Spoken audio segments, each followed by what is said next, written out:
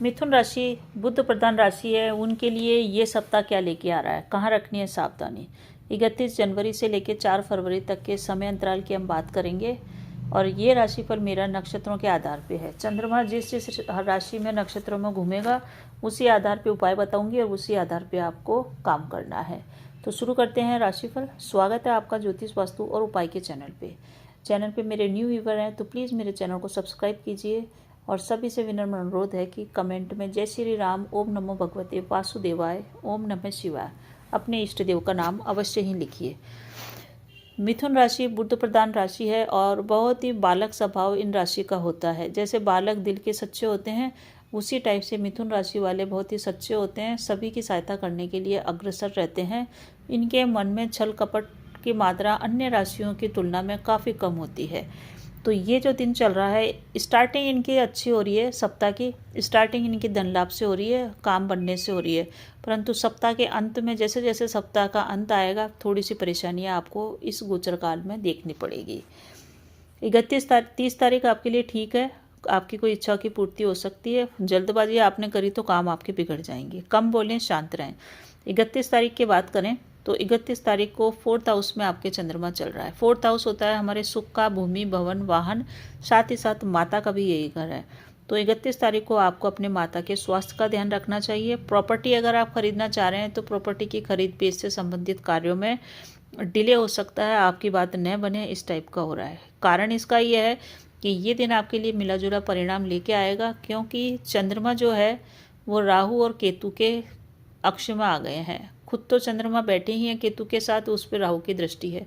इस कारण से आपका माता का जो घर है, आपका सुख सुविधाओं का घर है, उसमें आपकी कमी आएगी क्योंकि वो बहुत ज़्यादा प्रभावित हो रहा है। इस समय आपको बस एक ही काम करना है, किसी भी प्रकार का महत्वपूर्ण निर्णय लेने से बचें 31 तारीख को, क्योंकि दिन आपका थोड़ा नकारात्मक है, बुद्धि भ्रमित हो सकती है। संयमित रहें, शांत रहें, आपके मन में बेचैनी उग्रता रह सकती है, इमोशन में आप आ सकते हैं, कोई महत्वपूर्ण निर्णय कर सकते हैं। तो आज की क्या ज़रूरत है कि भावात्मक रूप से 31 तारीख को आप मजबूत बने, किसी भी प्रकार का रिएक्शन न दें, ओवर रिएक्ट न बने और परिस्थितियों को बस आप देखते रहें 2 आंखों से, और एक जो मुंह है उसे आप अपना बंद रखें, उसको मुंह से जवाब देने के लिए आने वाले दिन है उस समय दीजिएगा। हालांकि वर्क प्लेस पर आपका दिन अच्छा बीतेगा। लव लाइफ में इस दिन आपको अपनी वाणी पे संयम रखना पड़ेगा, वरना आपका पार्टनर आपसे नाराज हो सकता है। वैवाहिक जीवन में अपनी एक्सेप्टेशन को कम रखनी पड़ेगी और अंडरस्टैंडिंग ज़्यादा रखनी पड़ेगी। अपने पार्टनर की, लव पार्टनर की, वैवाहिक पार्टनर की भावनाओं को समझें, आपके लिए बेहतर होगा। ओवर थिंकिंग करने से बचें। गले का रोग, कफ, ये आपको परेशान इस दिन कर सकता है। अब हम फरवरी के फर्स्ट दिन की बात करें। फरवरी का जो फर्स्ट दिन है, इस समय चंद्रमा रहेंगे स्टार्टिंग में 3 बजे तक, तो उसी घर में रह रहे हैं, 4th घर में ही। तो आपके लिए आधा दिन तो थोड़ा सा नकारात्मक है, थोड़ा सा परेशानी वाला, मन बेचैन करने वाला है। परंतु जैसे ही आधा दिन खत्म होएगा तो उस समय चंद्रमा अपनी राशि परिवर्तन करके 5वें घर में आ जाएगा। 5वां घर है आपके लव एंड रिलेशनशिप का, आपकी शिक्षा का, और यही घर है आपके संतान का।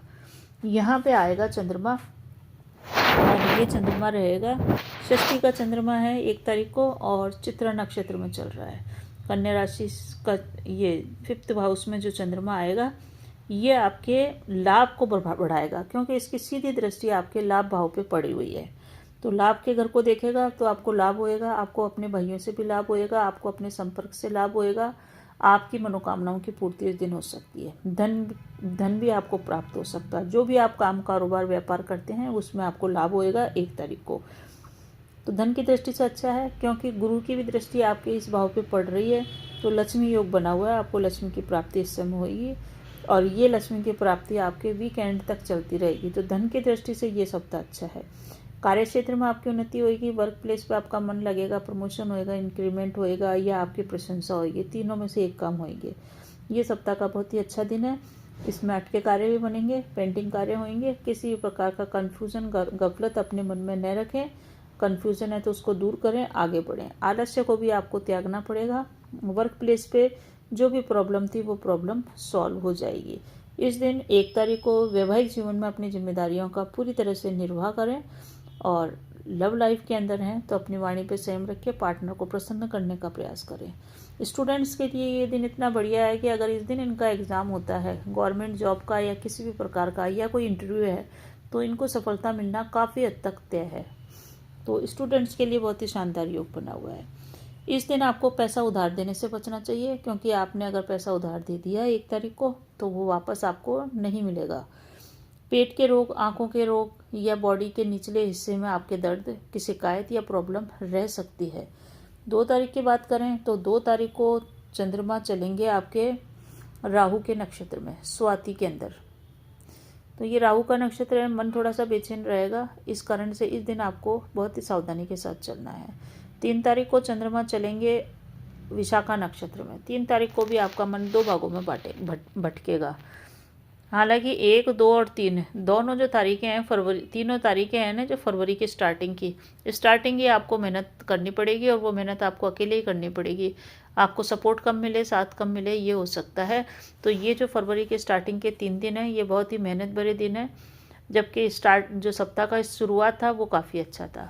और मतलब जनवरी का जो एंड के जो 3 दिन थे वो अच्छे थे, और फरवरी के स्टार्टिंग के 3 दिन आपके लिए थोड़े से मेहनत भरे, कामों में इच्छित सफलता प्राप्त न हो, इस टाइप का योग बना हुआ है। पूरे सप्ताह की अगर हम इस बात करें ओवरऑल, तो ये पूरा सप्ताह आपको शिक्षा में, एजुकेशन में, कंपटीशन में के हिसाब से बहुत बढ़िया है। इसमें आपको सफलता मिल सकती है। जो लोग अविवाहित हैं उनका विवाह फिक्स हो सकता है, उनके विवाह के रिश्ते आ सकते हैं। और जो लोग अपने मन के हिसाब से, मन की इच्छा से विवाह करना चाहते हैं तो उनके लिए भी आगे बढ़ने के हिसाब से दिन बढ़िया है। हालांकि इनको जल्दबाजी बिल्कुल नहीं करनी चाहिए। 31 तारीख को यानी कि आज इनको जल्दबाजी, विवाह की बात चलाने के लिए, अपने पेरेंट्स से बात करने के लिए बिल्कुल भी जल्दबाजी नहीं करनी चाहिए। वर्क प्लेस के हिसाब से देखें तो मानसिक उलझनें स्टार्टिंग में रहेगी, धीरे धीरे आपके कम होती हुई चली जाएगी। प्रॉपर्टी से रिलेटेड अगर आपके काम है तो वो काम बनेंगे, परंतु अगर आप प्रॉपर्टी डीलर हैं और इस क्षेत्र में कोई नया काम शुरू करना चाहते हैं तो आप इसको स्टार्ट कर सकते हैं इस सप्ताह। मध्य भाग में आपको धन हानि की संभावना है, यानी कि 1 तारीख के आसपास से आपको धन हानि की संभावना है, और उसके कारण घरेलू भी हो सकते हैं। वैवाहिक जीवन के विद्यार्थियों के लिए ये सप्ताह बहुत ही बढ़िया, सफलता देने वाला, शानदार, चमत्कारिक है। प्रेम संबंधों के हिसाब से भी कुल मिला के प्रेम संबंध में थोड़ी बहुत 1-2 परेशानियां हैं वाणी के कारण, पर वैसे प्रेम संबंध आपके मजबूत होते हुए दिख रहे हैं। सप्ताह एंड के अंदर एक विशेष चीज़ ध्यान रखनी है कि सप्ताह का जो एंड के 3 दिन है उस समय आपको भाइयों से, बहनों से या भाई बंधुओं से कुछ ना कुछ कष्ट की प्राप्ति हो सकती है, यानी कि आपके जो परिजन हैं उनको कष्ट की प्राप्ति हो सकती है। आपकी कुंडली से तो ऐसा लग रहा है कि वो लोग परेशानी में आ सकते हैं, आपके भाई बंधु। तो सप्ताह के अंत में एक तरह से मान लीजिए कि आपको कोई ना कोई बैड न्यूज़ मिल जाए, या उनको भाइयों को या आपके चाचा ताऊ के भाइयों को, इसी टाइप के जो आपके भाई बंधु हैं उनको कष्ट परेशानी आपके ऐसे आती हुई दिख रही है। तो कुल मिला के ये सप्ताह ठीक है। लव एंड रिलेशनशिप के लिए भी ठीक ही दिख रहा है, विवाह के लिए भी ठीक रख रहा है। 1 से 4 तारीख के बीच में आपको कोई बैड न्यूज़ या कोई दुखद या कोई परेशानी वाली खबर मिल सकती है। जॉब रिलेटेड देखें तो कैरियर में जॉब से रिलेटेड टाइम ठीक चल रहा है। तो आप क्या उपाय करेंगे? नक्षत्रों के हिसाब से तो आपको उपाय करना चाहिए, क्योंकि चंद्रमा की स्थिति राहु के साथ है, इस कारण से आपको भगवान शिव की आराधना पूरे सप्ताह करनी चाहिए, क्योंकि शिव ने ही भगवान चंद्र को अपने मस्तक पे धारण कर रखा। तो शिव की आराधना कीजिए और वो निष्काम भाव से कीजिए। भगवान गणेश के ओम गणपते नमः मंत्र का जाप अवश्य कीजिए, क्योंकि जब राहु बुद्धि खराब करता है तो भगवान गणेश ही हमारी बुद्धि को कंट्रोल में लेके आते हैं। धन के लिए, और चंद्रमा चूँकि विशाखा नक्षत्र में और इनमें आएगा तो वो गुरु का नक्षत्र है, इस कारण से आप विष्णु सहस्त्र नाम का पाठ प्रतिदिन श्रवण कीजिए मोबाइल में चला के। इससे आपको इतना फायदा होगा विष्णु सहस्त्र नाम के पाठ या गजेंद्र मोक्ष के पाठ से, कि आप किसी भी परेशानी में फंसे हुए होंगे तो स्वतः ही निकलने का रास्ता ईश्वर की कृपा से आपको मिल जाएगा। तो अवश्य कीजिए विष्णु सहस्त्र नाम और गजेंद्र मोक्ष का पाठ, और चमत्कार आप स्वयं ही अपने जीवन में होता हुआ देखेंगे। तो बने रहिए चैनल पे। चैनल अच्छा लगे तो प्लीज़ चैनल पे कुछ ना कुछ कमेंट करके अवश्य जाइए, और जय श्री राम अवश्य ही लिखिए। ईश्वर आपके काम बनाए। धन्यवाद।